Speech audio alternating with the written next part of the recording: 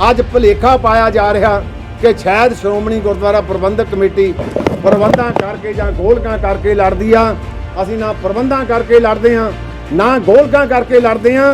ਤੇ ਅੱਜ ਫਿਰ RSS ਵਾਲੇ ਜੇ ਇਦਾਂ ਬੋਲਣਗੇ ਤੇ ਫਿਰ ਘੱਟ ਗਿਣਤੀ ਆਪਣੇ ਆਪ ਨੂੰ ਖਤਰਾ ਮਹਿਸੂਸ ਕਰਦੀ ਆ।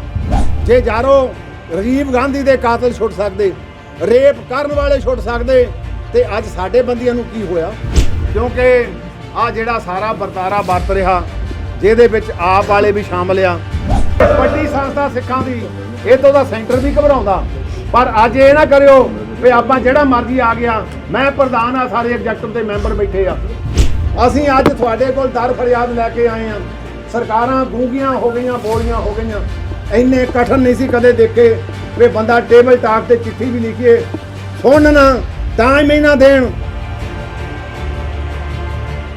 ਸ਼੍ਰੋਮਣੀ ਗੁਰਦੁਆਰਾ ਪ੍ਰਬੰਧਕ ਕਮੇਟੀ ਵੱਲੋਂ ਅੱਜ ਸ਼੍ਰੀ ਹਰਿਮੰਦਰ ਸਾਹਿਬ ਤੋਂ ਲੈ ਕੇ DC ਕੰਪਲੈਕਸ ਤੱਕ ਇੱਕ ਰੋਸ ਮਾਰਚ ਕੱਢਿਆ ਜਾ ਰਿਹਾ ਹੈ। ਜਦੋਂ ਦੀ ਹਰਿਆਣਾ ਸਿੱਖ ਗੁਰਦੁਆਰਾ ਪ੍ਰਬੰਧਕ ਕਮੇਟੀ ਵੱਖਰੀ ਬਣਾਉਣ ਦਾ ਫੈਸਲਾ ਆਇਆ, ਉਦੋਂ ਤੋਂ ਲੈ ਕੇ ਸ਼੍ਰੋਮਣੀ ਗੁਰਦੁਆਰਾ ਪ੍ਰਬੰਧਕ ਕਮੇਟੀ ਵੱਲੋਂ ਇਹਦਾ ਲਗਾਤਾਰ ਵਿਰੋਧ ਕੀਤਾ ਜਾ ਰਿਹਾ ਹੈ। ਸ਼੍ਰੋਮਣੀ ਕਮੇਟੀ ਦਾ ਇਹ ਕਹਿਣਾ ਹੈ ਕਿ ਸਿੱਖਾਂ ਨੂੰ ਵੰਡਣ ਦੀ ਕੋਸ਼ਿਸ਼ ਕੀਤੀ ਜਾ ਰਹੀ ਹੈ। ਅੱਜ ਹਰਿਆਣਾ ਦੇ ਸਿੱਖਾਂ ਨੂੰ ਵੱਖ ਗੁਰਦੁਆਰੇ ਵੱਖਰੀ ਕਮੇਟੀ ਬਾਰੇ ਕਹਿ ਦਿੱਤਾ ਗਿਆ ਤੇ ਕੱਲ੍ਹ ਨੂੰ ਹੋਰ ਸਟੇਟਾਂ ਦੇ ਵਿੱਚ ਵੀ ਸਿੱਖਾਂ ਨੂੰ ਵੰਡ ਦਿੱਤਾ ਜਾਏਗਾ। ਇਸ ਦੌਰਾਨ ਦੇਖ ਸਕਦੇ ਹੋ ਤੁਸੀਂ ਕੇਂਦਰ ਸਰਕਾਰ ਦੇ ਖਿਲਾਫ ਨਾਅਰੇ ਵੀ ਲਾਏ ਗਏ ਨੇ। ਤੁਸੀਂ ਵੇਖ ਸਕਦੇ ਹੋ ਕਿ ਸ਼੍ਰੋਮਣੀ ਗੁਰਦੁਆਰਾ ਪ੍ਰਬੰਧਕ ਕਮੇਟੀ ਵੱਲੋਂ ਜਿਹੜਾ ਮਾਰਚ ਕੱਢਿਆ ਗਿਆ ਰੋਸ ਮਾਰਚ, ਉਹ ਰੋਸ ਮਾਰਚ ਪ੍ਰਬੰਧਕੀ ਕੰਪਲੈਕਸ ਪਹੁੰਚ ਗਿਆ।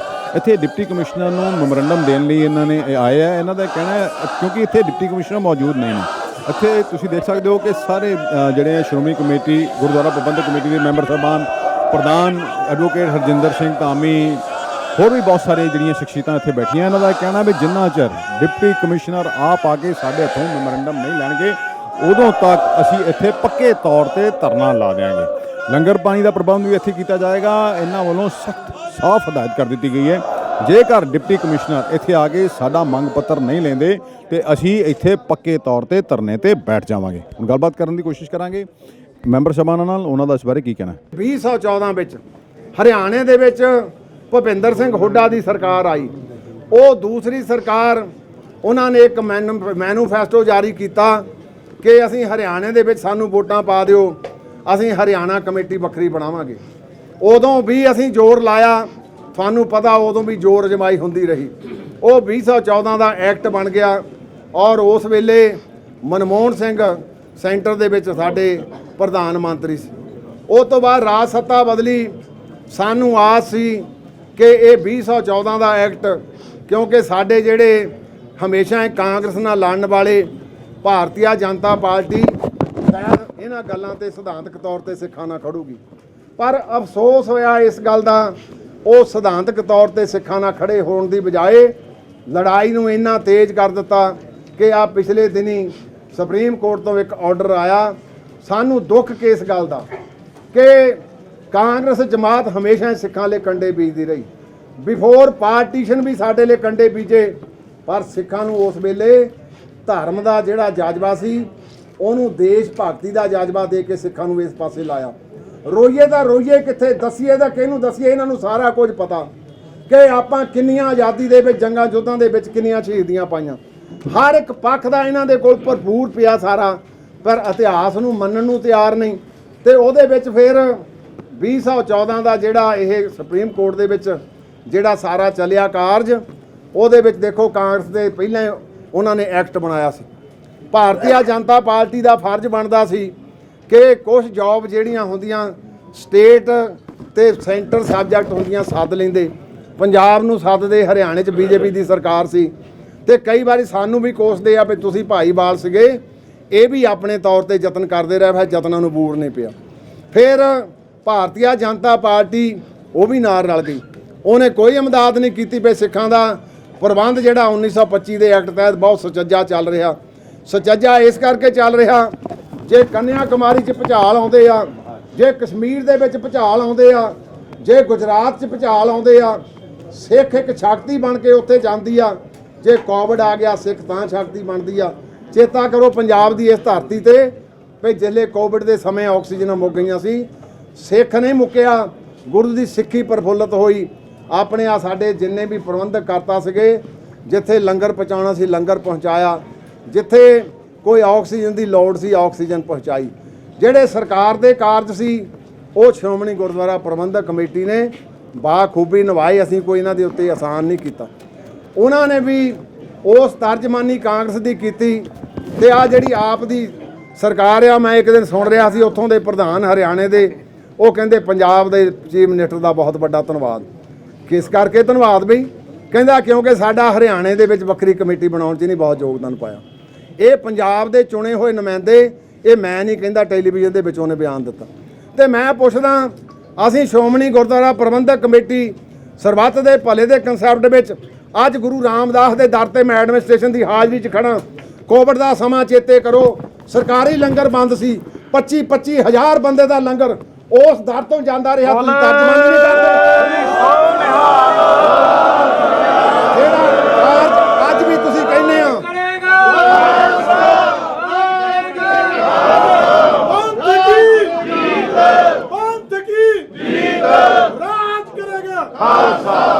ਜਿਹੜਾ ਕਾਰਜ ਅੱਜ ਵੀ ਤੁਸੀਂ ਕਹਿੰਦੇ ਆ, ਅਸੀਂ ਕਦੇ ਪਿੱਛੇ ਨਹੀਂ ਹਟੇ, ਕਿਉਂਕਿ ਉਹ ਗੁਰੂ ਦਾ ਰਿਹਾ। ਗੁਰੂ ਰਾਮਦਾਸ ਪਾਤਸ਼ਾਹ ਦੀ ਬਰਕਤ ਸਾਰੀ ਦੁਨੀਆ 'ਚ ਵਰਤਦੀ ਆ ਤੇ ਅਸੀਂ ਤੁਹਾਡੇ ਨਾਲ ਹਮੇਸ਼ਾ ਕੋਆਪਰੇਸ਼ਨ ਕਰਦੇ ਹਾਂ। ਮੈਂ ਇਹ ਗੱਲਾਂ ਤਾਂ ਤਾਜ਼ੀਆਂ ਕਰ ਰਿਹਾ ਕਿ ਅਸੀਂ 2 ਨੰਬਰ ਦੇ ਸ਼ਹਿਰੀ ਨਹੀਂ, ਅਸੀਂ ਕੁਰਬਾਨੀਆਂ ਅੱਜ ਵੀ ਕਰ ਰਹੇ ਹਾਂ। ਕਾਰਗਲ ਦਾ ਸਮਾਂ ਦੇਖੋ, ਕਿੰਨੇ ਸਿੱਖ ਛੋਟੀ ਅਵਸਥਾ ਦੇ ਮੁੰਡੇ ਮਰ ਕੇ ਆਏ, ਉੱਥੋਂ ਸ਼ਹੀਦੀਆਂ ਪਾ ਕੇ ਆਏ। ਅੱਜ ਵੀ ਇੱਕ ਨਾ ਇੱਕ ਰੋਜ਼ ਉੱਥੋਂ ਲੋਥ ਆਉਂਦੀ ਆ।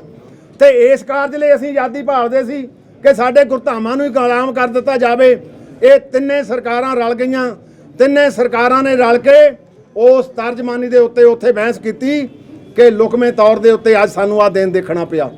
ਇਹ ਵੀਰੋ RSS ਦੀ ਵੱਡੀ ਚਾਲ ਆ। ਕਈ ਕਹਿੰਦੇ ਆ ਵੀ ਜੀ ਤੁਸੀਂ ਇਹਨਾਂ ਦੇ ਕਟਾਕਸ਼ ਕਿਉਂ ਕਰਦੇ ਆ? ਜੇ ਤਾਂ ਸਿੱਖ ਖਾਲਸਾ ਰਾਜ ਕੋਈ ਮਾੜੀ ਗੱਲ ਨਹੀਂ, ਖਾਲਸਾ ਹੁੰਦਾ ਜਿੱਥੇ ਸਾਰੇ ਸੁਖੀ ਵਸਣ, ਜਿੱਥੇ ਬੰਦਾ ਸਿੰਘ ਬਹਾਦਰ ਦਾ ਰਾਜ ਹੋਵੇ, ਜਿੱਥੇ ਮਹਾਰਾਜਾ ਰਣਜੀਤ ਸਿੰਘ ਦਾ ਰਾਜ ਹੋਵੇ।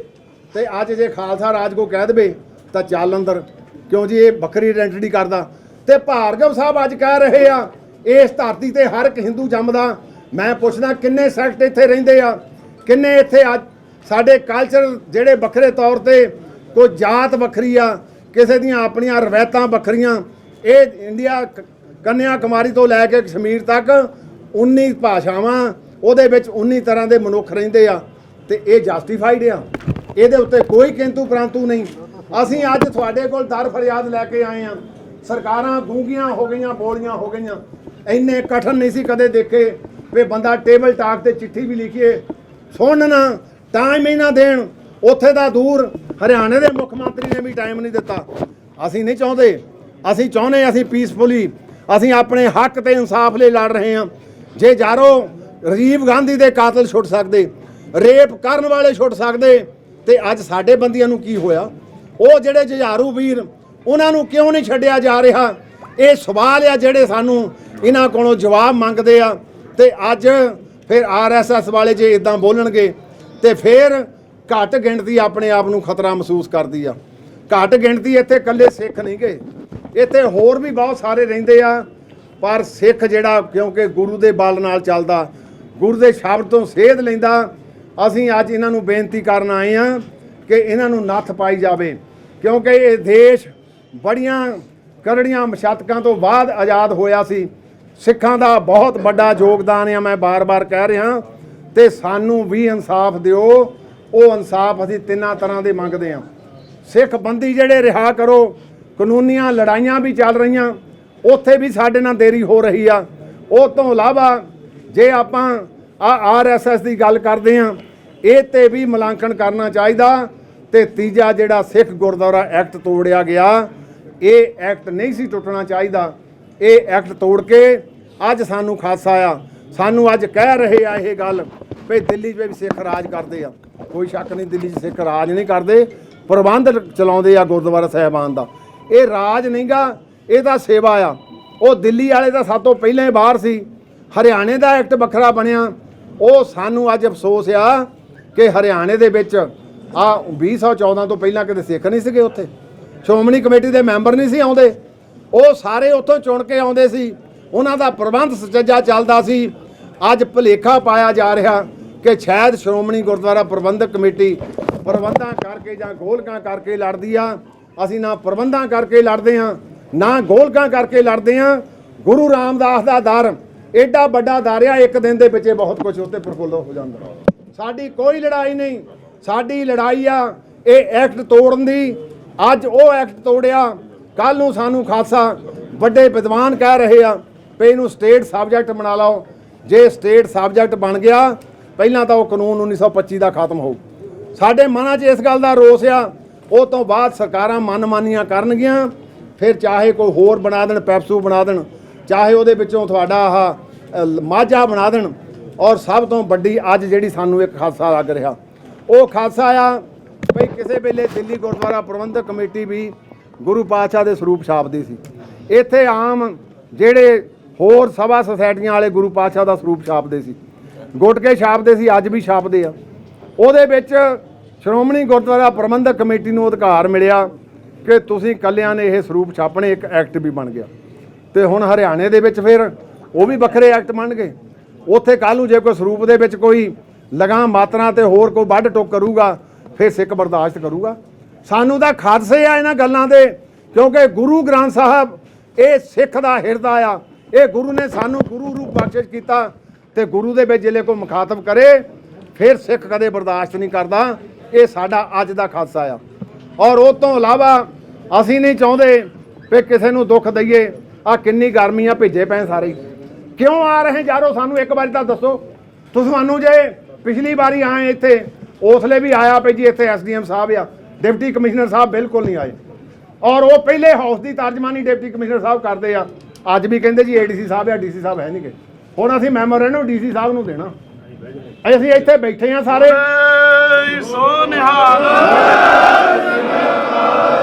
ਇਹ ਵੱਡੀ ਸੰਸਥਾ ਸਿੱਖਾਂ ਦੀ, ਇਹ ਤੋਂ ਦਾ ਸੈਂਟਰ ਵੀ ਘਬਰਾਉਂਦਾ। ਪਰ ਅੱਜ ਇਹ ਨਾ ਕਰਿਓ ਵੀ ਆਪਾਂ ਜਿਹੜਾ ਮਰਜ਼ੀ ਆ ਗਿਆ। ਮੈਂ ਪ੍ਰਧਾਨ ਆ, ਸਾਰੇ ਐਗਜ਼ੈਕਟਿਵ ਦੇ ਮੈਂਬਰ ਬੈਠੇ ਆ। ਅਸੀਂ ਤੁਹਾਡੇ ਨਾਲ ਹਮੇਸ਼ਾ ਕੋਆਪਰੇਟ ਕਰਦੇ ਆ। ਇੱਕ ਮੈਮੋਰੈਂਡਮ ਦੇਣ ਨੂੰ ਚੰਡੀਗੜ੍ਹ ਜਾਣਾ ਪਿਆ, ਹੈਗੇ ਡਿਪਟੀ ਕਮਿਸ਼ਨਰ ਸਾਹਿਬ ਇੱਥੇ। ਫਿਰ ਅਸੀਂ ਬੈਠੇ ਆ, ਫਿਰ ਦੇਖਾਂਗੇ ਜਿੱਲੇ ਆਉਣਗੇ ਉਹ, ਉਸਲੇ ਬੈਠ ਕੇ ਕਰਾਂਗੇ। ਅਸੀਂ ਬਾਰ-ਬਾਰ ਇਹ ਮਜ਼ਾਕ ਚੰਗਾ ਨਹੀਂ ਸਮਝਦੇ, ਕਿਉਂਕਿ ਸਰਕਾਰਾਂ ਪਾਉਣੀਆਂ ਹੋ ਗਈਆਂ, ਸਰਕਾਰਾਂ ਨਹੀਂ ਟਾਈਮ ਦੇ ਰਹੀਆਂ ਤੇ ਨਾ ਸਾਨੂੰ ਟਾਈਮ ਫਿਰ ਡਿਪਟੀ ਕਮਿਸ਼ਨਰ ਦੇਣ ਤੇ ਫਿਰ ਕਿਹਦੇ ਕੋਲ ਜਾ ਕੇ ਆਪਾਂ ਟਾਈਮ ਦੇਵਾਂਗੇ।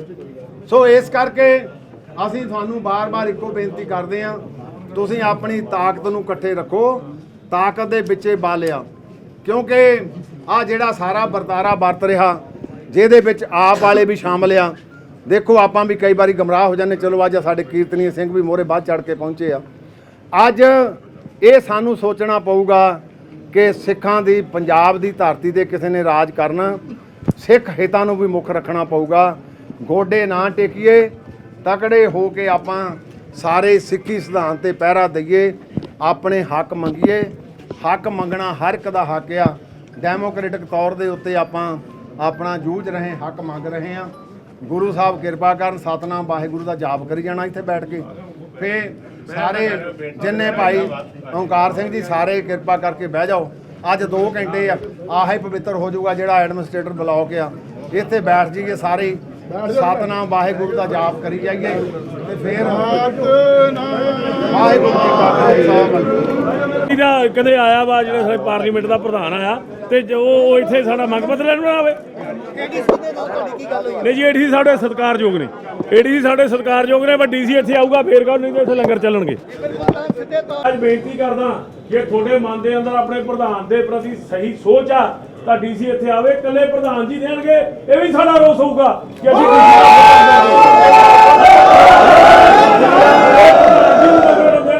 ਇਹ ਵੀ ਅਸੀਂ ਦਿਖਾਵਾਂਗੇ ਕਿ ਅਸੀਂ ਤੇਰੇ ਨਾਲ ਫੋਟੋ ਕਰਾਉਣ ਲਈ ਨਹੀਂ ਆਏ, ਪਰ ਅਸੀਂ ਇੱਕ ਲੋਕਤੰਤਰੀ ਢੰਗ ਪ੍ਰਕਿਰਿਆ ਲੈ ਕੇ ਇੱਥੇ ਆਏ ਆ। ਇਕੱਲੇ ਪ੍ਰਧਾਨ ਜੀ ਇਸ ਗੱਲ ਦੀ ਤੁਸੀਂ ਵੇਖ ਸਕਦੇ ਹੋ ਕਿ ਹਜੇ ਵੀ ਸ਼੍ਰੋਮਣੀ ਗੁਰਦੁਆਰਾ ਪ੍ਰਬੰਧਕ ਕਮੇਟੀ ਦੇ ਜਿਹੜੇ ਮੈਂਬਰ ਸਾਹਿਬਾਨ ਨੇ ਉਹ ਡੀਸੀ ਦਫ਼ਤਰ ਦੇ ਬਾਹਰ ਧਰਨੇ ਤੇ ਬੈਠੇ ਹੋਏ ਨੇ। ਇਹਨਾਂ ਨੂੰ ਮਨਾਉਣ ਵਾਸਤੇ ਡੀਸੀ ਦਫ਼ਤਰ ਚੋਂ ਕੁਝ ਲੋਕ ਵੀ ਆਉਂਦੇ ਨੇ। ਏਡੀਸੀ ਸਾਹਿਬ ਵੀ ਇੱਥੇ ਪਹੁੰਚੇ ਨੇ ਤੇ ਹੋਰ ਅਧਿਕਾਰੀ ਵੀ ਆਏ ਨੇ, ਜਿਨ੍ਹਾਂ ਨੇ ਕਹਿਣਾ ਵੀ ਕੁਝ ਲੋਕ ਆ ਕੇ ਤੁਸੀਂ ਆਪਣਾ ਮੈਮੋਰੈਂਡਮ ਦੇ ਸਕਦੇ ਹੋ। ਤੁਸੀਂ ਦੇਖ ਸਕਦੇ ਹੋ ਕਿ ਅੰਦਰ ਏਡੀਸੀ ਸੁਰਿੰਦਰ ਸਿੰਘ ਖੜੇ ਹੈ, ਪਰ ਇਹ ਜਿਹੜੇ ਹੈ ਮੈਂਬਰ ਇਹ ਅੜੇ ਹੋਏ ਹੈ ਕਿ ਆ ਕੇ ਇੱਥੇ ਡਿਪਟੀ ਕਮਿਸ਼ਨਰ ਇੱਥੇ ਆਉਣ ਤੇ ਇੱਥੇ ਆ ਕੇ ਸਾਡੇ ਕੋਲੋਂ ਮੈਮੋਰੈਂਡਮ ਲੈਣ। ਹੁਣ ਵੇਖਣਾ ਆਇਆ ਕਿ ਕਿਉਂਕਿ ਕਾਫੀ ਸਮਾਂ ਹੋ ਗਿਆ ਹਜੇ ਤੱਕ ਤੇ ਡੀਸੀ ਜਿਹੜੇ ਅੰਮ੍ਰਿਤਸਰ ਨੇ ਉਹ ਆਏ ਨਹੀਂ ਹੈ। ਹੁਣ ਉਹ ਆਉਣਗੇ ਜਾਂ ਇਹਨਾਂ ਨੂੰ ਉੱਥੇ ਜਾਣਾ ਪਏਗਾ, ਇਹ ਤੇ ਸਮਾਂ ਹੀ ਦੱਸੂਗਾ। ਡਿਪਟੀ ਕਮਿਸ਼ਨਰ ਹੁਣ ਪਹੁੰਚ ਚੁੱਕੇ ਨੇ। ਦੇਖੋ ਹਰਪ੍ਰੀਤ ਸਿੰਘ ਸੂਦਨ ਡਿਪਟੀ ਕਮਿਸ਼ਨਰ ਆਏ ਨੇ ਆਪ ਮੈਮੋਰੰਡਮ ਲੈਣ ਵਾਸਤੇ।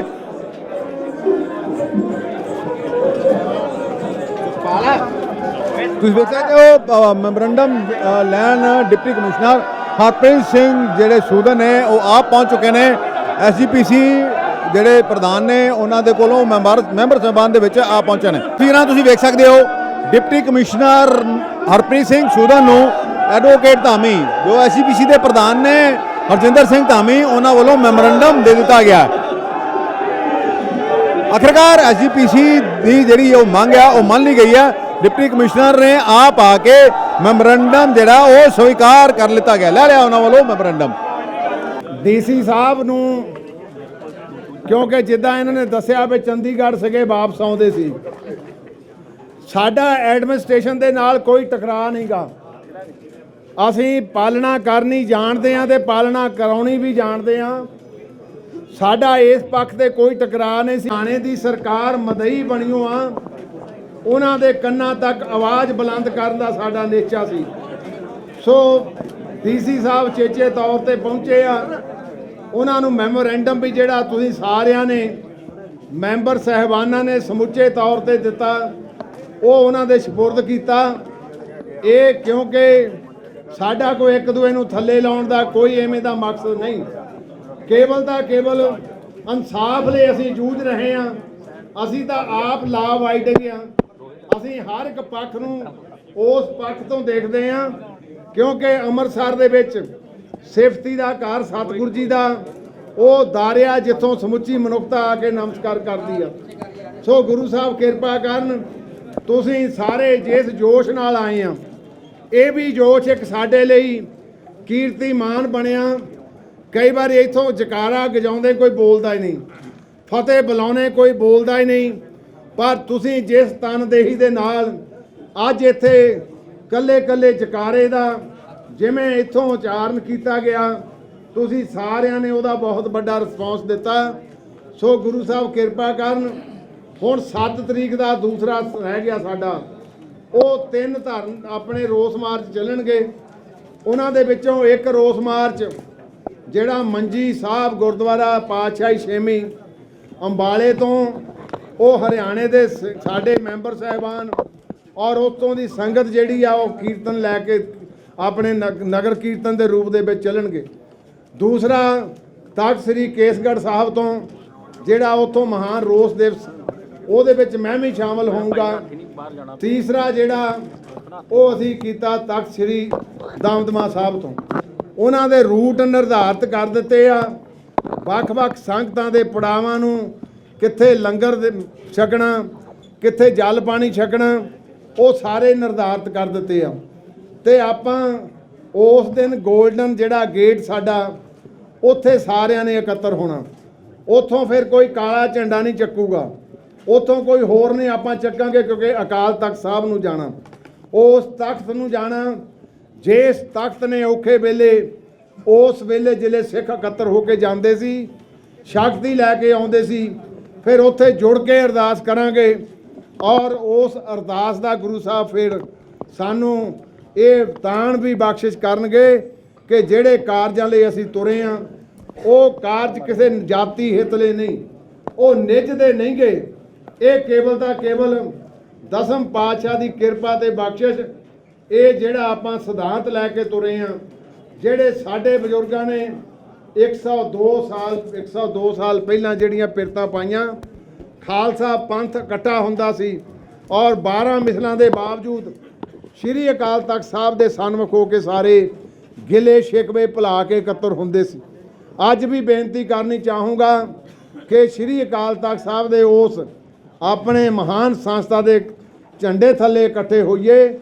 ਜਿਹੜੇ ਕੋਈ ਗਿਲੇ ਆਪੋ ਵਿੱਚ ਹੀ ਹੈਵੇ ਉਹ ਆਪਾਂ ਫਿਰ ਬਾਅਦ ਵਿੱਚ ਕਰਦੇ ਰਹਾਂਗੇ।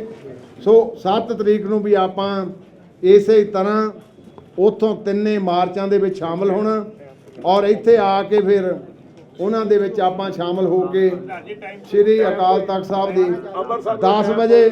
10 ਵਜੇ ਦੇ ਟਾਈਮ ਉੱਥੋਂ ਸ਼ੁਰੂ ਹੋਣ ਦੇ ਆ, ਕਿਉਂਕਿ ਆਉਣਾ ਹੁੰਦਾ ਲੰਮਾ ਸਮਾਂ ਲੱਗ ਜਾਂਦਾ।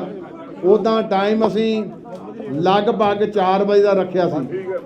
4 ਵਜੇ ਦਾ ਟਾਈਮ ਉੱਥੇ ਅੰਮ੍ਰਿਤਸਰ, ਤਰਨਤਾਰਨ ਤੇ ਗੁਰਦਾਸਪੁਰ ਦੇ ਜਿਹੜੇ ਵੀ ਸਾਡੇ ਜਥੇਬੰਦੀਆਂ ਦੇ ਸਿੰਘ, ਹੋਰ ਦੂਸਰੇ ਸਿੰਘ, ਉਹ ਸਾਰੇ ਇੱਥੇ ਆ ਕੇ ਬਹਿਣਗੇ ਆਪਣੇ ਗੋਲਡਨ ਗੇਟ ਤੇ, ਕਿਉਂਕਿ ਤੁਸੀਂ ਉਹਦੇ ਵਿੱਚ ਸ਼ਾਮਲ ਨਹੀਂ ਹੋਣਾ, ਸ਼ਾਮਲ ਹੋਣਾ ਇੱਥੇ ਆ ਕੇ। ਸੋ ਬਾਕੀਆਂ ਨੇ ਸਾਰਿਆਂ ਨੇ ਉਧਰੋਂ ਸ਼ਾਮਲ ਹੋਣਾ। ਤੁਸੀਂ ਆਓ ਭਗਤ ਕਰਨੀ ਸਾਰਿਆਂ ਦੀ, ਗੁਰੂ ਸਾਹਿਬ ਕਿਰਪਾ ਕਰਨ। ਦਿਲ ਦੀਆਂ ਡੰਗਿਆਈਆਂ ਤੋਂ ਤੁਹਾਡਾ ਰੋਮ ਰੋਮ ਕਰਕੇ ਸ਼੍ਰੋਮਣੀ ਗੁਰਦੁਆਰਾ ਪ੍ਰਬੰਧਕ ਕਮੇਟੀ ਦਾ ਮੁੱਖ ਸੇਵਾਦਾਰ ਹੋਣ ਨਾਤੇ ਤੁਹਾਡਾ ਦਿਲ ਦੀਆਂ ਡੰਗਿਆਈਆਂ ਤੋਂ ਬਹੁਤ ਬਹੁਤ ਧੰਨਵਾਦ ਕਰਦਾ।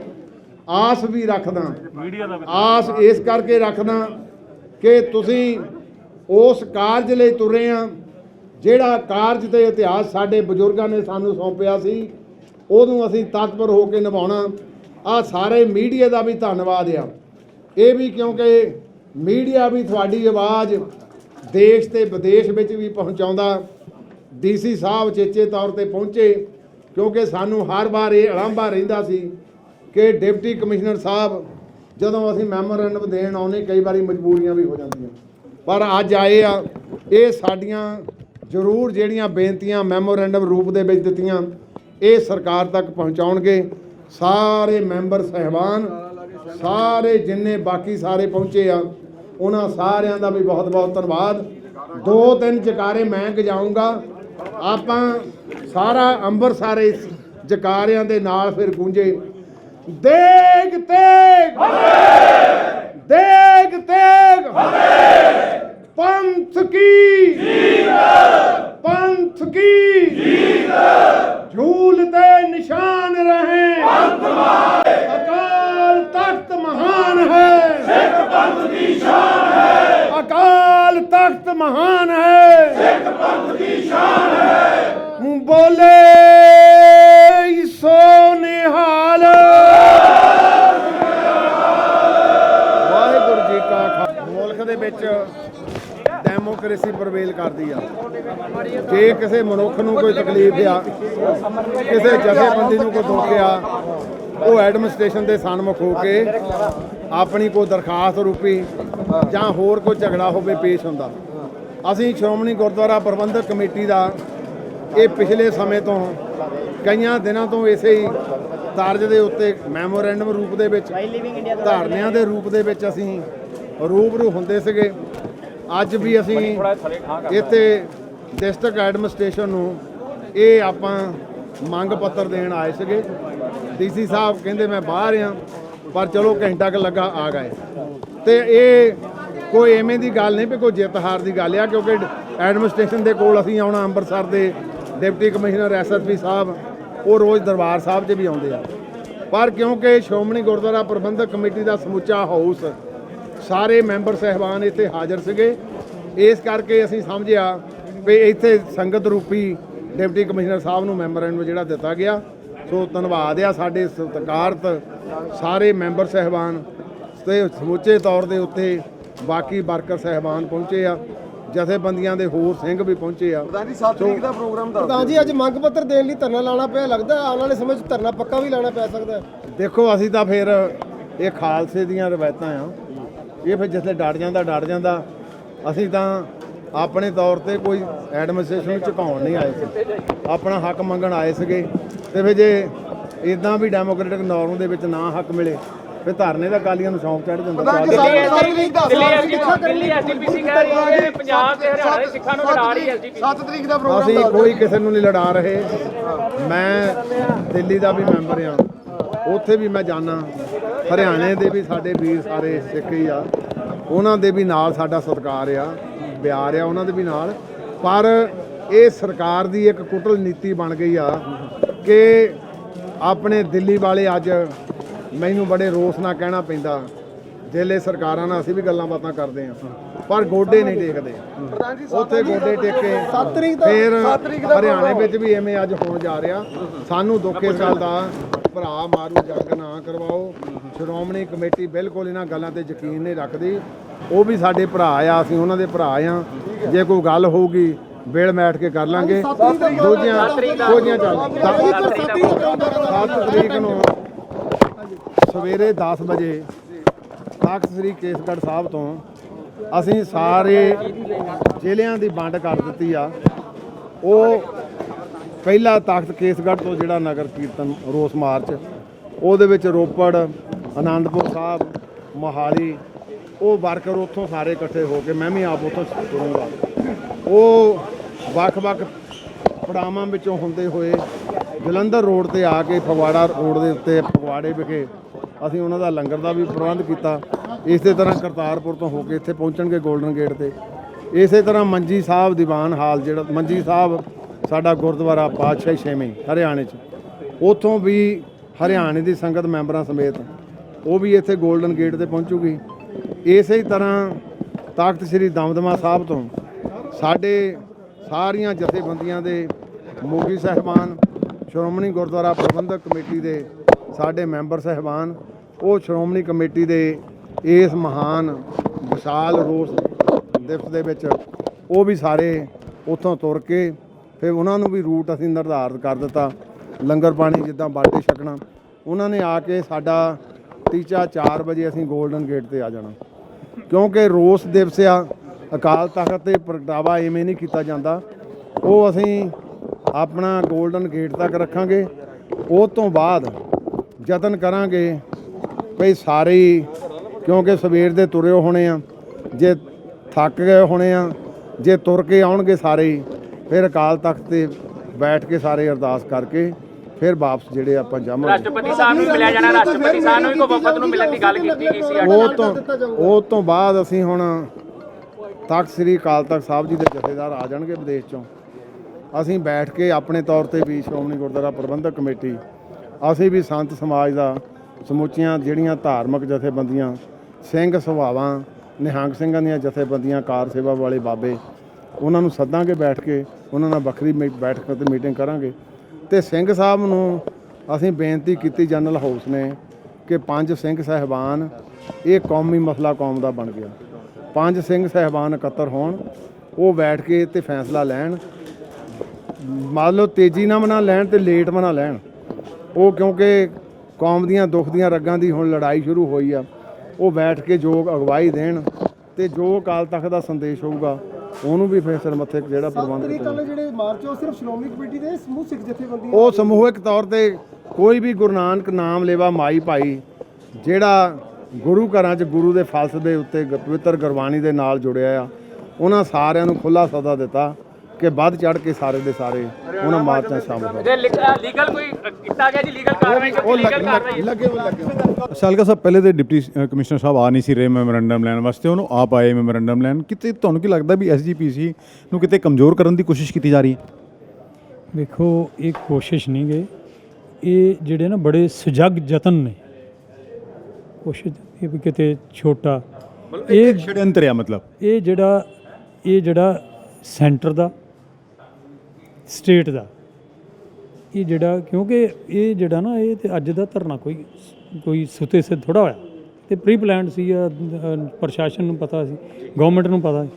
ਪਰ ਗਵਰਨਮੈਂਟ ਦੀ ਜ਼ਿੰਮੇਵਾਰੀ ਹੁੰਦੀ ਆ ਕਿ ਜਿਸ ਦਿਨ ਕਿਸੇ ਜਿਵੇਂ ਡੀਸੀ ਸਾਹਿਬ ਜਿਹੜੇ ਆ ਇੱਥੋਂ ਦੇ ਆਪਣੇ ਦੋਵਾਂ ਸਟੇਟ ਦੇ, ਸੈਂਟਰ ਦੇ ਦੋਵਾਂ ਦੇ ਨੁਮਾਇੰਦੇ ਨੇ, ਇਹਨਾਂ ਨੂੰ ਅਸੀਂ ਦੇਣ ਆਉਣਾ ਮੰਗ ਪੱਤਰ, ਇਹਨਾਂ ਤਰ੍ਹਾਂ ਹੀ ਉੱਪਰ ਜਾਣਾ, ਤੇ ਉਹ ਜਿਹੜਾ ਉਹਦੇ ਵਾਸਤੇ ਉਹਨਾਂ ਨੂੰ ਇੱਥੇ ਡਿਸਟ੍ਰਿਕਟ ਹੈਡਕੁਆਟਰ ਤੇ ਉਸ ਦਿਨ ਉਹਨਾਂ ਦਾ ਇੱਥੇ ਹਾਜ਼ਰ ਰੱਖਣਾ ਗਵਰਨਮੈਂਟ ਦੀ ਜ਼ਿੰਮੇਵਾਰੀ ਹੈ।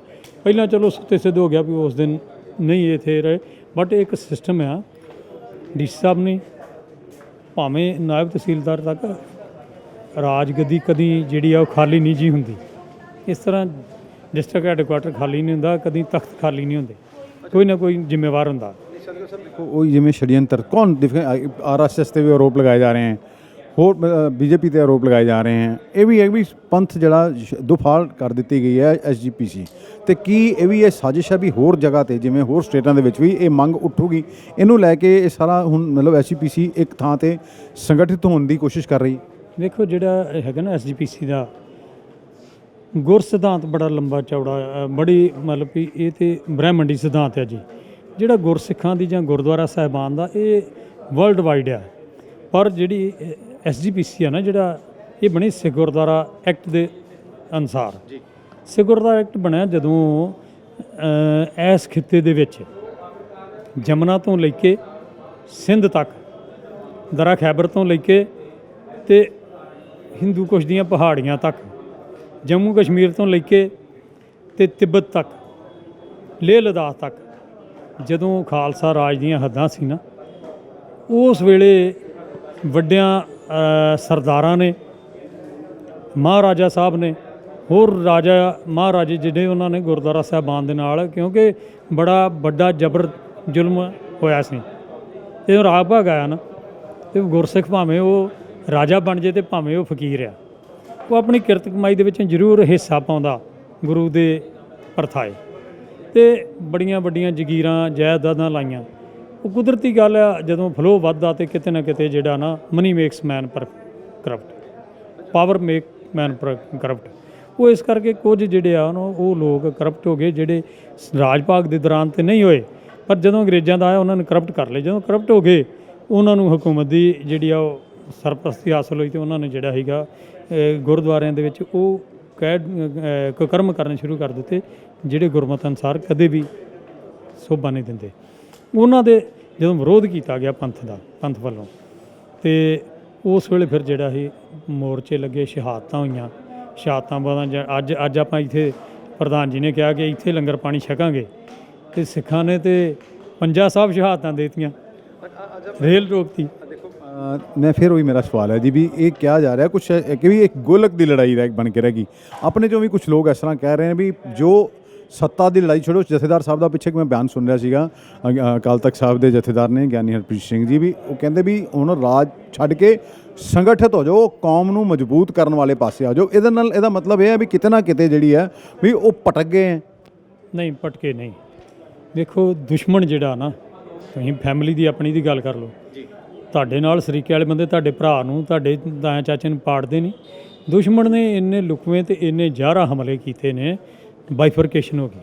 ਬਾਈਫਰਕੇਸ਼ਨ ਦਾ ਮਤਲਬ ਹੈ ਅਕਾਲ ਤਖਤ ਸਾਹਿਬ ਹੈਗਾ ਸਾਡਾ ਕੇਂਦਰੀ ਸਥਾਨ, ਜਿੱਥੋਂ ਆਦੇਸ਼ ਹੋਣਾ, ਜਿੱਥੋਂ ਜਿਹੜਾ ਉਹ ਕਿਹਾ ਜਾਣਾ। ਉਹ ਸਿੰਘ ਸਾਹਿਬ ਜੀ ਦਾ ਜਿਹੜਾ ਸਟੇਟਮੈਂਟ ਹੈ ਉਹ ਇਹ ਆ ਵੀ ਤੁਹਾਨੂੰ ਇੱਕ ਦੂਰੇ ਨਾਲ ਪਾਟੋ ਧਾੜੀ ਨਹੀਂ ਕਰ ਦਿੱਤੀ ਗਈ ਆ, ਤੁਹਾਨੂੰ ਇਕੱਠਿਆਂ ਹੋਣਾ ਪੈਣਾ। ਉਹ ਬਿਲਕੁਲ ਉਹਨਾਂ ਦਾ ਸਹੀ ਹੈ ਜੀ। ਸਰਦਾਰ ਸਾਹਿਬ, ਤੁਸੀਂ ਐਡਵੋਕੇਟ ਹੋ, ਸੁਪਰੀਮ ਕੋਰਟ ਵੱਲੋਂ ਇਹ ਫੈਸਲਾ ਆਉਂਦਾ ਹੈ ਵੀ ਇਹ ਦੇਖੋ ਧਰਨੇ ਪ੍ਰਦਰਸ਼ਨ ਕਰਕੇ ਜਾਂ ਮੈਮੋਰੰਡਮ ਦੇ ਕੇ, ਤੁਹਾਨੂੰ ਕੀ ਲੱਗਦਾ ਵੀ ਜਿਹੜੀ ਤੁਹਾਡੀ ਡਿਮਾਂਡ ਹੈ SGPC ਦੀ ਵੀ ਹਰਿਆਣਾ ਗੁਰਦੁਆਰਾ ਪ੍ਰਬੰਧਕ ਕਮੇਟੀ ਨੂੰ ਅੱਡ ਨਾ ਕੀਤਾ ਜਾਏ, ਕਿਆ ਉਹ ਮੰਨ ਲਈ ਜਾਏਗੀ? ਦੇਖੋ, ਮੇਰੀ ਗੱਲ ਸੁਣੋ, ਜਦੋਂ ਸਾਹਿਬਜ਼ਾਦਿਆਂ ਦੀ ਸ਼ਹਾਦਤ ਹੋਈ ਹੈ, ਜਦੋਂ ਗੁਰੂ ਤੇਗ ਬਹਾਦਰ ਸਾਹਿਬ ਜੀ ਦੀ ਸ਼ਹਾਦਤ ਹੋਈ ਹੈ, ਇਹ ਜਿਹੜੇ ਫਤਵੇ ਦਿੱਤੇ ਗਏ ਉਦੋਂ ਦੀ ਸ਼ਰ੍ਹਾ ਨੇ ਹਕੂਮਤ ਦੇ ਅਨਸਾਰ ਨਹੀਂ ਦਿੱਤੇ, ਸਿੱਖਾਂ ਨੇ ਉਹ ਫਤਵੇ ਰਹਿਣ ਦਿੱਤੇ ਆ। ਜਦੋਂ ਅੰਗਰੇਜ਼ਾਂ ਨੇ ਮਹੰਤ ਕਾਬਜ਼ ਕਰਾਤੇ ਗੁਰਦੁਆਰਿਆਂ 'ਚ, ਉਹ ਸਿੱਖਾਂ ਨੇ ਕਾਬਜ਼ ਰਹਿਣ ਦਿੱਤੇ। ਹਕੂਮਤ ਵੱਲੋਂ ਆਪਣੇ ਯਤਨ ਕੀਤੇ ਜਾਂਦੇ ਨੇ। ਕਿਸੇ ਵੇਲੇ ਕੋਈ ਜਿਹੜਾ ਸ਼ਰਈ ਆ ਉਹ ਤੇ ਹਕੂਮਤ ਨਾਲ ਮੈਜੋਰਟੀ ਆਫ ਜਿਹੜੇ ਆ ਉਹਦੇ ਨਾਲ ਚੱਲਦੇ ਆ, ਪਰ ਕਿਸੇ ਵੇਲੇ ਜਿਹੜੇ ਆ ਉਹ ਸਿਰਦ ਲੋਕ ਜਿਹੜੇ ਉਹ ਹਾਥ ਦਾ ਨਾਰਾ ਮਾਰਿਆ ਸ਼ੇਰ ਮੁਹੰਮਦ ਖਾਨ ਮਲੇਰਕੋਟਲੇ ਵਾਲੇ ਨੇ। ਇਸ ਅੱਜ ਵੀ ਜਦੋਂ ਆ ਪਿੱਛੇ ਮੋਰਚੇ ਲੱਗੇ ਨੇ, ਤੇ ਉਦੋਂ ਵੀ ਇੰਟਰਨੈਸ਼ਨਲ ਮੀਡੀਆ ਜਦੋਂ ਆਇਆ ਇੱਥੇ, ਤੇ ਉਹਨਾਂ ਲਿਖਿਆ ਨਹੀਂ ਅਸੀਂ ਇੱਕ ਨਹੀਂ ਅਸੀਂ ਹਜ਼ਾਰਾਂ ਹਿੱਸਾ ਰੋਜ਼ ਸੂਲੀ ਚੜ੍ਹਦੇ ਵੇਖਦੇ ਗੁਰੂ ਕੇ ਮਾਗ ਦੇ ਮੋਰਚੇ ਦੀ। ਇਹ ਮੇਰੇ ਖਿਆਲ ਐਂਡਰਿਊ ਦੀ ਸ਼ਾਇਦ ਸਟੇਟਮੈਂਟ ਹੈ, ਮੈਂ ਜੇ ਭੁੱਲਦਾ ਨਾ ਹੋਵਾਂ ਤੇ। ਮੇਰਾ ਸਵਾਲ ਹੈ ਜੀ, ਦੇਖੋ ਫਿਰ ਹੋਈ ਹੈ ਸੁਪਰੀਮ ਕੋਰਟ ਦਾ ਫੈਸਲਾ ਵੀ ਕੀ ਉਹਨੂੰ ਚੁਣੌਤੀ ਦਿੱਤੀ ਜਾਏਗੀ ਉਸ ਤਰ੍ਹਾਂ ਹੀ? ਉਸ ਨਾ ਤੁਹਾਡੇ ਸਵਾਲ ਦਾ ਜਵਾਬ ਦੇ ਰਿਹਾ ਹਾਂ ਭਈ ਗੁਰਸਿੱਖ ਠੀਕ ਆ, ਸਮੇਂ ਦੀਆਂ ਹਕੂਮਤਾਂ ਕਬਜ਼ਾ ਕਰਦੀਆਂ ਨੇ ਗੁਰਧਾਮਾਂ ਤੇ, ਸਿੱਖ ਸਾਈਕੀ ਨੂੰ ਆਪਣੇ ਅਨੁਸਾਰ ਚਲਾਉਣਾ ਚਾਹੁੰਦੀਆਂ। ਹੁਣ ਵੀ ਕੁਝ ਬੰਦੇ ਅਜਿਹੇ ਨੇ ਜਿਹੜੇ ਖਰੀਦੇ ਨੇ ਜਾਂ ਜਿਹੜੇ ਨਾਲ ਚੱਲ ਰਹੇ ਨੇ ਜਾਂ ਅਣਜਾਣੇ 'ਚ ਚੱਲ ਰਹੇ ਨੇ, ਉਹਨਾਂ ਨੂੰ ਇਹ ਪਤਾ ਹੀ ਨਹੀਂ ਵੀ ਸਾਡਾ ਇਸ ਚੀਜ਼ ਦਾ ਨੁਕਸਾਨ ਕੀ ਹੈ। ਅਸੀਂ ਜਿਹੜਾ ਸਾਡੇ ਕੋਲ ਬਦਲ ਨੇ, ਸਾਡੇ ਕੋਲ ਅਜੇ ਰਿਵਿਊ ਕਰਨ ਦਾ ਬਦਲ ਆ, ਕਿਉਂਕਿ ਇੰਟਰਸਟੇਟ ਮਾਮਲਾ ਹੀ ਇਹ ਜਾਣਾ ਹੀ ਸੁਪਰੀਮ ਕੋਰਟ, ਪਰ ਸੁਪਰੀਮ ਕੋਰਟ ਦੇ ਰਿਵਿਊ ਦੇ ਵਿੱਚ ਜਿਹੜਾ ਲਾਰਜਰ ਬੈਂਚ, ਕਾਂਸਟੀਟਿਊਸ਼ਨਲ ਬੈਂਚ ਤੋਂ ਬਾਅਦ ਲਾਰਜਰ ਕਾਂਸਟੀਟਿਊਸ਼ਨਲ ਬੈਂਚ ਵੀ ਬੈਠ ਸਕਦਾ ਇਸ ਮਾਮਲੇ 'ਤੇ। ਪਰ ਈਵਨ ਦੈਨ ਜੇ ਕਦੀ ਪਿਛਲੀ ਹਿਸਟਰੀ 'ਚ ਜਿੱਥੇ ਕਿਤੇ ਧੱਕਾ ਹੋਇਆ ਜਾਂ ਇਨਸਾਫ ਨਹੀਂ ਮਿਲਿਆ, ਤੇ ਗੁਰਸਿੱਖਾਂ ਨੇ ਰਹਿਣ ਦਿੱਤੀ ਆ ਗੱਲ। 1708 ਤੋਂ ਗੁਰੂ ਗੋਬਿੰਦ ਸਿੰਘ ਸਾਹਿਬ ਜੀ ਜੋਤੀ ਜੋਤ ਸਮਾਏ ਨੇ। ਜੰਗ ਭਾਵੇਂ ਪਹਿਲਾਂ 4 'ਚ ਸ਼ੁਰੂ ਹੋ ਗਈ, ਪਰ 1704 ਤੋਂ ਲੈ ਕੇ ਤੇ 1700 ਮੇਰਾ ਹਾਲ 88 ਤੱਕ ਲਗਭਗ ਇਹ ਦੌਰ 80-84 ਸਾਲ ਦਾ ਲੰਘਿਆ ਤੇ ਇਸ ਸਮੇਂ ਦੌਰਾਨ 60,000 ਸਿੱਖਾਂ ਦੀ ਸ਼ਹਾਦਤ ਹੋਈ ਹੈ। ਉਹ ਸਿੱਖਾਂ ਦੇ ਘਰਾਂ ਚੋਂ ਤੇ ਜੰਮ ਕੇ ਨਹੀਂ ਨਾ ਆਏ। ਉਦੋਂ ਤੱਕ ਆਉਂਦਿਆਂ ਉਹਨਾਂ ਨੇ ਸਿੱਖਾਂ ਨੂੰ ਰਾਜ ਭਾਗ ਲਿਆ ਸੀ। ਉਹਨਾਂ ਚਿਰ ਬੇਇਨਸਾਫੀਆਂ ਚੱਲੀਆਂ, ਜਦੋਂ ਹੋਊਗਾ ਤੇ ਫਿਰ ਇੱਕ ਲਾਸਟ ਮੇਰਾ ਸਵਾਲ ਹੈ ਸ਼ਾਲਕਾ ਸਾਹਿਬ, ਦੇਖੋ ਇੱਕ ਇਕੱਠ ਬੁਲਾਇਆ ਜਾਂਦਾ ਹੈ ਸ਼੍ਰੀ ਅਕਾਲ ਤਖਤ ਸਾਹਿਬ ਤੇ ਉੱਥੇ ਜਿਹੜੇ तमाम ਸਿੱਖ ਸੰਗਠਨ ਹੁੰਦੇ ਆ ਉਹਨਾਂ ਦੇ ਆਗੂਆਂ ਨੂੰ ਬੁਲਾ ਕੇ ਤੇ ਕਿਹਾ ਜਾਂਦਾ ਵੀ ਸੰਗਠਿਤ ਹੋ ਜਾਓ। ਉਹ ਅਗਲੇ ਹੀ ਦਿਨ ਉਹ ਕੁਝ ਦਿਨਾਂ ਦੇ ਬਾਅਦ ਹੀ ਉਹਦੇ 'ਚ ਇੱਕ ਫਿਰ ਪਾੜ ਪੈ ਜਾਂਦਾ ਹੈ। ਤੁਹਾਨੂੰ ਕੀ ਲੱਗਦਾ ਇਹਦੇ ਵਿੱਚ ਵੀ ਕੋਈ ਸਿਆਸੀ ਤਾਕਤਾਂ ਨੇ ਜਿਹੜੇ ਇਹ ਕੰਮ ਕਰ ਰਹੀਆਂ? ਇਹ ਜ਼ਿੰਮੇਵਾਰੀਆਂ ਹੁੰਦੀਆਂ ਜੀ, ਕੁਝ ਬੰਦੇ ਜਿਹੜੇ ਆ ਉਹ ਵਿੱਚ ਪਲਾਂਟਡ ਹੁੰਦੇ ਆ, ਉਹਨਾਂ ਨੂੰ ਭੇਜਿਆ ਜਾਂਦਾ। ਉਹ ਤੁਸੀਂ ਮੈਂ ਪਹਿਲਾਂ ਗੱਲ ਕਰਦਾ ਹਟਿਆ ਕਿ ਜਿੰਨੇ ਜਿਹੜੀ ਆ ਨਾ ਜਿਹਨੂੰ ਕਹਿ ਲਈਏ ਕੈਪਟਨ ਅਮਰਿੰਦਰ ਸਿੰਘ ਨੇ ਬੁਰਕੇ 'ਚ ਰਹਿ ਕੇ, ਮੈਂ ਬੜਾ ਵੱਡਾ ਸਿੱਖਿਆ ਜੀ, ਗੁਰੂ ਸਾਹਿਬ ਵੱਲੋਂ ਵਰਸੋਏ ਸਿੱਖਿਆ ਸੀ, ਜਿਨ੍ਹਾਂ ਉਹਨੇ ਇਸ ਬੁਰਕੇ 'ਚ ਰਹਿੰਦਿਆਂ ਗੁਰਸਿੱਖੀ ਦਾ ਘਾਣ ਕੀਤਾ। ਉਹਦੀ ਯਾਰੀ ਹਮੇਸ਼ਾ ਉੱਥੇ ਰਹੀ ਆ, ਉਹਦੀ ਜਨਪਥ ਨਾਲ ਜਾਰੀ ਰਹੀ ਹੈ ਥਰੂ ਆਊਟ। ਹੁਣ ਵੀ ਉਹਨੇ ਜਿਹੜੀ ਆ ਉਹ ਜਾਰੀ ਪਗਾਈ ਤੇ ਅੱਜ ਜਿਹੜਾ ਉਹ ਅੱਜ ਉਹ ਉਥੋਂ ਦਾ ਸਾਰਾ ਸਹੂਲਤਾਂ ਮਾਣ ਕੇ ਤੇ ਉਹ ਜਾ ਵੜਿਆ ਜੀ ਭਾਜਪਾ 'ਚ। ਉਹ ਜੇ ਬੰਦੇ ਜਿਹੜੇ ਉਹਨਾਂ ਨੇ ਆਪਣੇ ਕੁਝ ਜਿਹਨੂੰ ਕਹਿ ਲਈਏ ਰਿਲੀਜੀਅਸ ਕੈਟ, ਕੋਈ ਪੋਲੀਟੀਕਲ ਕੈਟ, ਇਹੋ ਜਿਹੇ ਬੰਦੇ ਉਹ ਪਾਲੇ ਹੁੰਦੇ ਆ। ਉਹ ਜਿਹੜੀ ਆ ਉਹਨਾਂ ਨੇ ਬਾਈਫਰਕੇਸ਼ਨ ਕਰਨੀ ਹੁੰਦੀ ਆ। ਇਹ ਕੋਈ ਮਿਹਣੇ ਵਾਲੀ ਗੱਲ ਨਹੀਂ, ਚੱਲਦਾ ਹੀ ਰਹਿੰਦਾ ਜੀ। ਇਸ ਗੱਲ ਦਾ ਸਾਨੂੰ ਕੋਈ ਮਿਹਣਾ ਨਹੀਂਗਾ, ਨਾ ਕੋਈ ਇਹਦਾ ਰੋਸ ਜਾਂ ਮਲਾਲ ਹੈ। ਤੇ ਕੋਈ ਜਿਵੇਂ ਕਿਹਾ ਗਿਆ ਵੀ ਸੁਪਰੀਮ ਕੋਰਟ ਦੇ ਵਕੀਲਾਂ ਨੂੰ ਇੱਕ ਰਿਵਿਊ ਪਟੀਸ਼ਨ ਜਿਹੜੀ ਪਟੀਸ਼ਨ ਪਾਈ ਜਾਏਗੀ, ਉਹ ਕਦੋਂ ਤੱਕ ਪਾਈ ਜਾਏ? ਵੇਖੋ ਅਜੇ ਸਾਡੇ ਕੋਲ ਸਮਾਂ ਹੈਗਾ। ਰਿਵਿਊ ਪਟੀਸ਼ਨ ਸਾਡਾ ਇਕੱਲਿਆਂ ਦਾ ਸਾਡਾ ਫਰਜ਼ ਨਹੀਂ ਬਣਦਾ। ਉਸ ਜੱਜਮੈਂਟ ਨੂੰ ਪੜ੍ਹ ਕੇ ਵੇਖੋ, ਉਹਦੇ 'ਚ ਸੈਂਟਰ ਦਾ ਵੀ ਕੇਂਦਰ ਦਾ ਵੀ ਉਹੀ ਸਟੈਂਡ ਆ। ਕੇਂਦਰ ਦਾ ਵੀ ਇਹੋ ਸਟੈਂਡ ਹੈ ਕਿ ਇਹ ਜਿਹੜਾ ਵਾ ਇਹ SGPC ਜਿਹੜਾ ਵਾ ਇਹ ਪਾਰਲੀਮੈਂਟ ਰਾਹੀਂ ਇਹਦੇ 'ਚ ਕੋਈ ਅਮੈਂਡਮੈਂਟ ਕੀਤੀ ਜਾ ਸਕਦੀ ਹੈ। ਇਹਨੂੰ ਜਿਹੜਾ ਸਟੇਟ ਐਕਟ ਦੇ ਮੁਤਾਬਕ ਜਿਹੜਾ ਵਾ ਇਹਨੂੰ ਸੁਪਰੀਮ ਕੋਰਟ 'ਚ ਚੈਲੰਜ ਨਹੀਂ ਕੀਤਾ ਜਾ ਸਕਦਾ। ਬਟ ਅੱਜ ਹੇਠਾਂ ਵੀ ਸਟੇਟ ਦੇ ਵਿੱਚ ਉਹਨਾਂ ਦੇ CM ਖੱਟੜ ਨੇ, ਉੱਪਰ ਉਹਨਾਂ ਦੀ ਆਪਣੀ ਸਰਕਾਰ ਹੈ, ਫੁੱਲ ਫਲੈਜ ਮੈਜੋਰਟੀ ਦੀ ਸਰਕਾਰ ਹੈ। ਅਤੇ ਇਸ ਤਰ੍ਹਾਂ ਹੀ ਆ ਨਾ ਵੀ ਪਿਓ ਹੇਠਾਂ ਪੁੱਤ ਜਿਹੜਾ ਉਹ ਸ਼ਰੀਕਾਂ ਨਾਲ ਲੜੀ ਜਾਵੇ ਜਾਂ ਗੁਆਂਢੀਆਂ ਨਾਲ ਲੜੀ ਜਾਵੇ ਜਾਂ ਵੈਸੇ ਹੀ ਸਮਾਜ 'ਚ ਕਿਸੇ ਨਾਲ ਲੜੀ ਜਾਵੇ ਅਤੇ ਪਿਓ ਆਖੇ ਕੋਈ ਨਹੀਂ ਮੈਂ ਸਮਝਾ ਲੂੰਗਾ। ਦੋਵਾਂ ਦਾ ਸਟੈਂਡ ਵੱਖਰਾ ਵੱਖਰਾ ਆ ਗਿਆ ਨਾ। ਦਾਦੂਵਾਲ ਜਾਂ ਉਹਦੇ ਨਾਲ ਦਾ ਜਿਹੜਾ ਉਹ ਲੋਕ ਕਹਿੰਦੇ ਨੇ ਕਿ ਅਸੀਂ ਖਾਸ ਤੌਰ 'ਤੇ CM ਖੱਟੜ ਦਾ ਅਤੇ ਅਸੀਂ ਅਮਿਤ ਸ਼ਾਹ ਜੀ ਦਾ ਧੰਨਵਾਦ ਕਰਦੇ ਹਾਂ ਕਿ ਉਹਨਾਂ ਇਹਦੇ ਲਈ ਸਹਿਯੋਗ ਕੀਤਾ। ਅਤੇ ਇਹ ਰਿਵਿਊ ਪਟੀਸ਼ਨ 'ਤੇ ਉਹਦੀ ਕੇਂਦਰ ਦੀ ਵੀ ਬਣਦੀ ਆ ਵੀ ਉਹ ਪਾਵੇ, ਜਾਂ ਕੇਂਦਰ ਇੱਕ ਲਾਈਨ 'ਚ ਹੋ ਜੇ, ਉਹਨਾਂ ਨਾਲ ਖਲੋ ਜੇ ਵੀ ਨਹੀਂ ਜੀ ਮੈਂ ਵੀ ਇਹਨਾਂ ਨਾਲ ਆ। ਕੇਂਦਰ ਤੇ ਕਹਿੰਦਾ ਵੀ ਇਸ ਐਕਟ ਨੂੰ ਚੈਲੰਜ ਨਹੀਂ ਕੀਤਾ ਜਾ ਸਕਦਾ, ਹੇਠਾਂ ਪੁੱਤ ਉਹਨਾਂ ਦਾ ਕਹਿੰਦਾ ਵੀ ਕੀਤਾ ਜਾ ਸਕਦਾ। ਹੁਣ ਪਿਓ ਸੱਚਾ ਜਾਂ ਪੁੱਤ ਸੱਚਾ, ਦੋਵਾਂ 'ਚੋਂ ਇੱਕ ਗੱਲ ਆ। ਕੇਂਦਰ ਨੂੰ ਵੀ ਉਹਨਾਂ ਹੀ ਫਰਜ਼ ਬਣਦਾ ਉਹਦੀ ਆਪਣੀ। ਸ਼ਾਲਕਾ ਸਾਹਿਬ, ਕੋਈ ਸਮੂਹ ਜਥੇਬੰਦੀਆਂ ਨੂੰ ਤੁਸੀਂ ਕੋਈ ਅਪੀਲ ਕਰਨਾ ਚਾਹੋ? ਵੇਖੋ ਸਮੁੱਚੇ ਰੂਪ 'ਚ ਸਮੁੱਚੇ ਪੰਥ ਨੂੰ ਇਹ ਅਪੀਲ ਆ, ਇੱਥੇ ਕਿਸੇ ਦਾ ਵਿਰੋਧ ਨਹੀਂ ਹੈਗਾ।